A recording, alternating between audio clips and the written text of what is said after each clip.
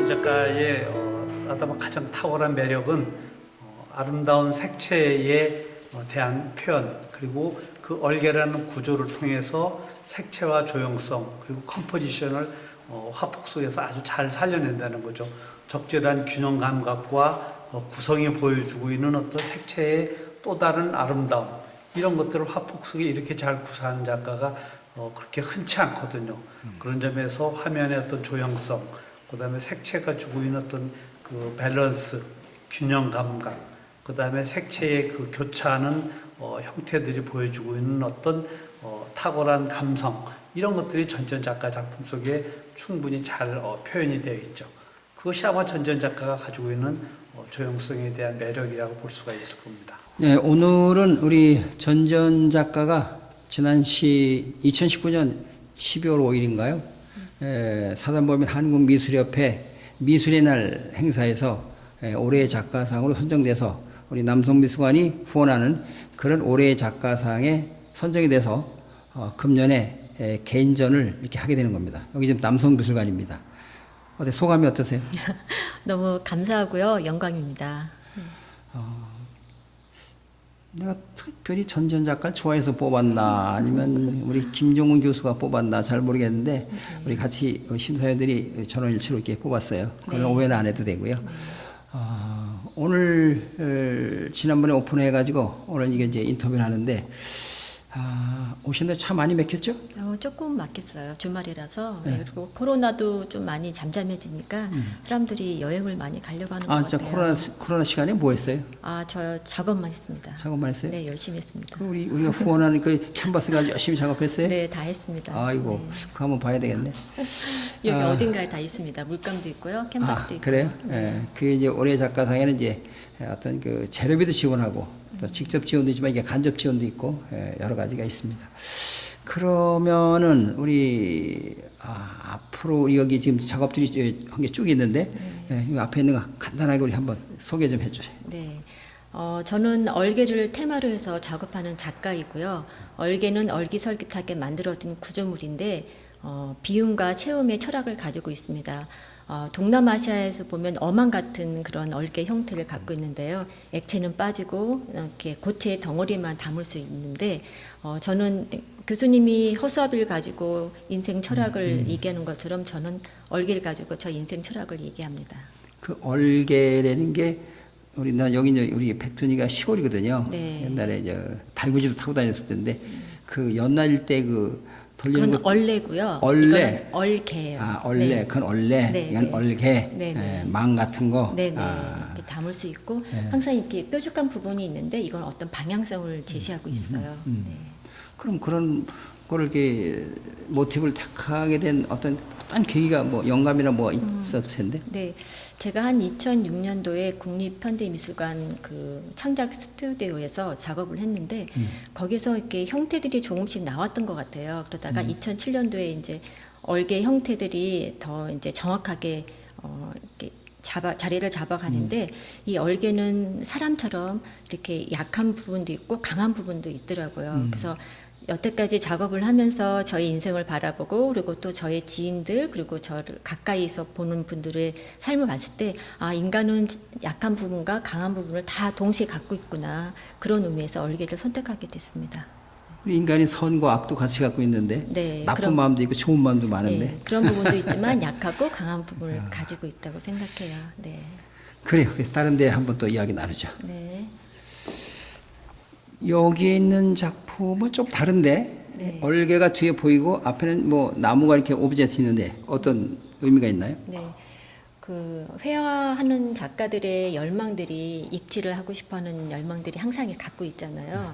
그런 거에 한 중간 뭐 연착점이라고 할 수 있는데 이 자작나무의 그 여러 겹에 있는 그 형태들이 나이테 같은 거네. 네, 나이테 같은데요. 사실은 나이테는 아닙니다. 그래요? 네, 나이테는 아닌데요. 이 자작나무의 이 레이어들이 시간의 개념, 어떻게 인생의 여정 같다는 생각을 많이 하게 됐어요. 그래서 아까 얘기했던 것처럼 얼개는 우리의 인생을 또 비추어 보고 또 그 인생 안에서 나를 비추어 보는데 이 얼개의 그 자작나무의 표현이 저는 굉장히 적합하다고 생각하고 있거든요. 그래서 이 재료를 사용하게 됐습니다. 그럼 자작나무에 그런 그 결이 있는 걸 어떻게 발견했어요? 저기 목공소에 갔더니요. 그 자작나무 얇은 것들을 만들어서 판으로 팔더라고요. 그래서 그걸 이제 기계톱으로 자르고 그다음에 샌딩하고 해서 그 얼개 형태를 나오게 되는 거죠. 아까 어망처럼 보였던 것처럼 이것도 자세히 보면 다 얼개 형태를 갖고 있어요. 나도 좀 아이디어로 듣는데 저 그 자작나무를 좀 어디 가서 보고서 네. 내 나름대로 네. 입체 작품을 좀 해야 될 것 같으네. 네, 좋습니다. 그저 이재호 작가의 입체 작품 보면은 네. 그렇잖아요. 좀 네, 샌딩 해가지고 하는 거. 네. 뭐 그러면 그런 아이디어를 내가 좀 뺏어야 되겠네. 옹이 같지는 않지만 이게 옹이 느낌도 있고 그래서요. 저는 굉장히 느낌들이 좋더라고요. 네. 그럼 입체로만 만들어 보는 그런 얼개를 하면 어떨까요? 네. 그것도 한번 해봤어요. 회화하고 같이 네. 공존하는 거, 이건 부조 같은 뭐 그런 느낌도 있지만 네. 아예 별도로, 네. 아예 입체로 얼개를 본인이 추구하는 작품을 입체로 네. 그런 생각이 있어요? 지난 2016년도 쉐마미술관 했을 때 입체 설치를 했었어요. 그래요? 네, 그때는 이제 포맥스로 얼개 형태를 이제 만들어서 봉중에 띄우기도 했거든요. 그런데 그거는 너무 부피가 크고 그래서 얼개가 이 평면에서는 어떻게 또 존속할 수 있을까라고 고민했는데 이렇게 또 표현이 되더라고요. 그래서 언젠가는 더 커다란 얼개를 공중에 띄우고 싶은 네, 마음이 있습니다. 그저께 서용선 작가의 작업실 갔더니 뭐 잘하는 우리나라 잘 우리 유명하잖아요. 열심히 작업도 하고 그분 작업실 갔더니 어떤 인물이냐면 입체도 많아요. 네. 그 밤나무나 뭐 참나무인지 잘 모르겠는데 그런 나무 가지고도 이렇게 우직스럽게 뭐 이렇게 깔끔한 스타일이 아니라 그 양반 그림이 워낙 그렇잖아요. 스타일이 깔끔한 스타일인데 그렇게 입체도 하고 그다음에 실내에서 회화도 하고. 근데 그런 걸 보면서 우리 요즘은 이제 회화만 하는 게 아니라 입체도 하고 입체하는 사람들도 또 김영원 교수 같은 사람은 세종대왕 그 작업한 조각가는 지금은 또 회화하시죠. 지금 회화를 또 일부 해요. 그러니까 우리 장르를 서로가 넘나들고 누가 누굴 거 뺏고 옛날엔 그랬잖아. 우리 밖을까지 빼서 입체하면 막 그랬는데 좀 그런 개념이 아닌 것 같아. 내가 표현하고 싶은 거는 어떤 주제를 가지고 얼개라면 얼개를 입체로 할 수도 있고 평면으로 할 수도 있고 뭐 설치도 할 수 있고 아마 그런 게 아닌가 싶어서 옆에 주변에 몇 가지 봤어요. 네, 좋은 말씀이십니다. 지금은 여기 이제 우리 미술관에 여기 지금 앉아 있는 곳이 가끔 어떤 퍼포먼스하고 공연할 때 쓰는 이제 조그만 미니 무대인데 오늘은 공연이 없으니까 이제 앉아서 편하게 좀 대화하죠. 이 뒤에 있는 보이는 그림 있잖아요. 네. 그런 그림은 이제 완전 평면이잖아요. 그런 이제 그 도형적이고 그 어떤 그 작업할 때 그 뭐죠? 테이프 작업하나요? 그럼요. 네, 저는 이제 그 엣지가 되게 중요하다고 생각하거든요. 뭐가요? 엣지요. 엣지. 경계선이요. 경계선. 그래서 그런 부분을 깔끔하게 표현하기 위해서 테이프 작업 많이 하고 근데 있어요. 사람이 깔끔한 거예요? 이제 작업이 깔끔하게 하자는 거예요? 성격이 그런가요? 잘 모르겠어요. 나는 적어도 저런 경우 네. 신경질 나서 못하겠는데. 그러니까 각자의 개성들이 있으니까. 테이프 작업해서 그거 네. 보치라고 뭐 떼고. 네, 여러 번 하고 있어요. 네. 기본적인 재료가 돌가루이기 때문에요. 그 돌가루를 계속 중첩을 시키고 있거든요. 아니 돌가루만 그럼 아크릴 물감 말고. 네, 거기다가 고운 돌가루를 같이 섞어요. 미디움이랑. 그래서 한번 하고 미디움에다. 그 위에다 또 색깔을 하면 그 1층의 색깔이 또 다른. 미디움을 돌가루 섞어서 한 다음에 거기다 칼날 입힌다는 거죠. 네. 중간에 같이 섞기도 하고 그 색깔이 발색이 안 좋으면 다시 이제 위에다가 중첩도 하기도 하고 그렇습니다. 돌가루에는 좀 거친 느낌을 줘서 그런가요? 아니요, 저는 가장 고운 돌가루를 사용하고 있거든요. 근데 약간 느낌이 있어요. 네, 그래도 약간 그 맛대려 같은 게 네, 나오죠. 좀 있어요. 네. 근데 왜 이렇게 어렵게 작업을 해요? 쉽게 작업하지. 제가 그러면 선생님한테 레슨을 받아야겠는데요. 쉽게 하는 방법이요? 아니야, 레슨이 아니라 아주 쉽게 해요. 자, 우리 그림을 농담 한번 할까요?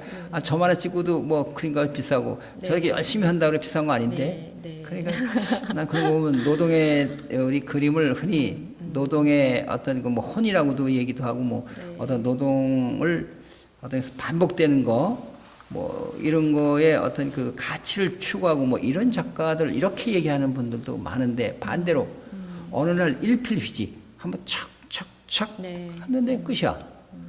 이런 양면성도 있는 것 같더라고요.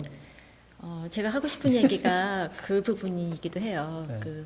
제가 처음에 얼개를 이렇게 작업의 그 주제를 선택했을 때 얼개는 제 모습이랑 되게 닮았다고 생각했거든요. 저희 어떤 강인한 부분이랑 약한 부분들을 같이 이제 공존하고 상호작용을 하는데 사람들을 볼 때 각각의 아름다움들이 있잖아요. 선생님은 좀 더 액션 페인팅처럼 하시는 거를 좋아하시는 분도 있고 저처럼 이 조금만 팀이 나가도 못 견디하는 작가들이 있단 말이에요. 근데 그런 작가들이 각자가 되게 아름다운 것 같아요. 그래서 그런 자기 아름다움들을 계속 이렇게 개발하고 표현하고 그리고 내가 가진 것들을 누군가에 흘려보내고 그래서 저의 작품 제목이 플로잉입니다. 흘러가는 것. 네.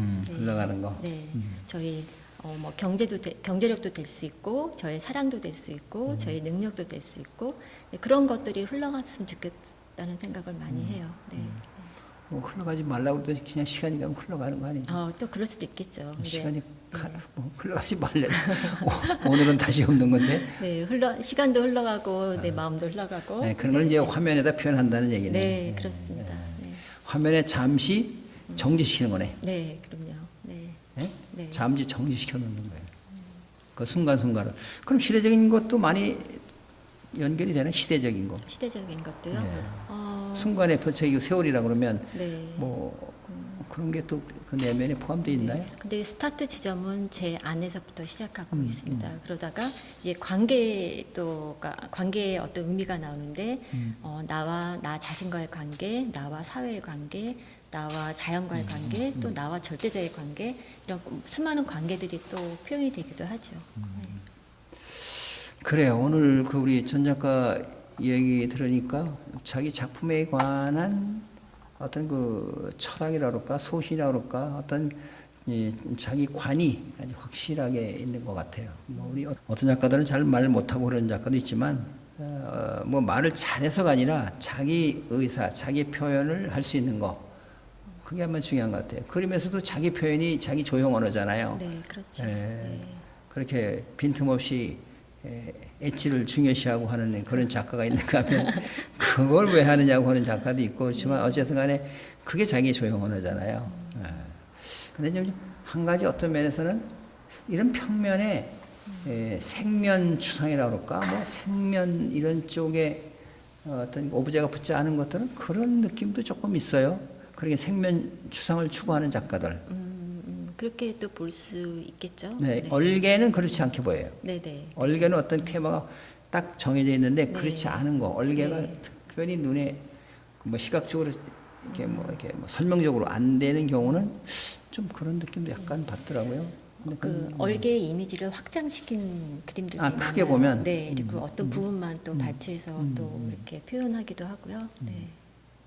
그래서 이제 그림이라는 게 우리 전 작가도 뭐 한참만 얘기했지만 조금만 벗어나면 아 저건 누가 그리는 것 같은데 또 조금 하면 조금만 또 좀 발전시키고 참 좋은 것 같은데 저는 어떤 새로운 아이디어인데 뭐 이렇게도 가고 그런 것이 백지장차인 것 같아요. 네, 네, 네. 조금 가면 아 저건 누가 다 했던 거고 다 모방 갖고. 네, 네, 조금 더 가면 또 새롭게 발전이 됐네, 진화됐네 이렇게 얘기할 수도 있고 참 그래서 그걸 계속 진화하고 자기 걸 찾아나간다는 것이 정말 꾸준한 노력과 시간 투자, 네. 어떤 집념, 어떤 혼이 박혀야만이 가능하지 않을까 싶은데 앞으로의 작업 계획은 어때요?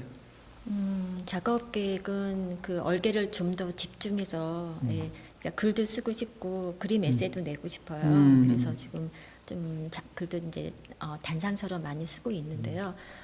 제가 그림은 곧 저의 모습이라고 생각해요. 그래서 제가 성숙되고 제가 아름답고 하면 당연히 그림도 이렇게 아름답게 표현되지 않을까. 제가 작업을 하면서 치유했던 것들을 남들한테 보여주고 또 그 그림을 보는 사람들이 치유가 됐으면 좋겠습니다.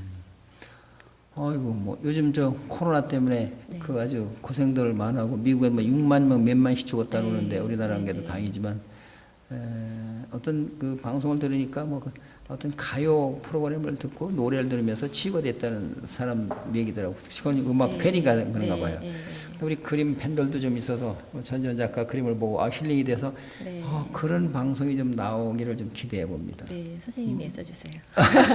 사실 이 자체도 다 그런 거 아닐까요? 유튜브 이제 많이 보고 네네. 유튜브에서 보고서 전 작가 그림을 보면서 얘기를 들으면서 많이 힐링됐다고 그러면 뭐 네. 보람 있는 일이죠. 예, 한 분이라도 제 그림을 보고 기뻐하고 힐링이 되면 그것만큼 감사한 일이 없겠죠. 여러 사람 많을 것 같은데요. 네. 그래 오늘 인터뷰 고맙고요. 네. 앞으로 점점 더 좋은 작품 많이 하고 열성으로 우리 대한민국의 허단에 우뚝 서기를 기대합니다. 네, 예, 감사합니다. 고맙습니다. 네.